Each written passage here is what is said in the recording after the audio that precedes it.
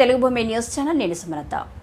తెలంగాణ సర్కార్ కాళేశ్వరం ప్రాజెక్టుపై భేటీ అనంతరం ఒక నిర్ణయానికి వచ్చింది.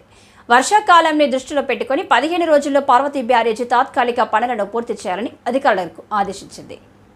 పెద్దపల్లి జిల్లా మంతని మండలం పార్వతీ బ్యారేజీలను CWPRS పూణే నుంచి వచ్చిన నిపుణుల బృందం పరిశీలిస్తుంది. 3 టెక్నికల్ నిపుణులు బ్యారేజీలను పూర్తి స్థాయిలో పరిశీలిస్తున్నారు.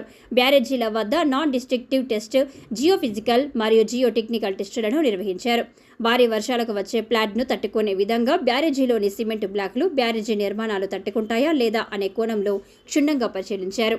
ఈ 3 బ్యారేజీలకు పనులకు సంబంధించిన ఖర్చు నిర్మాణ సంస్థలు భరించనున్నట్లు ఇంజనీరింగ్ అధికారులు చెబుతున్నారు.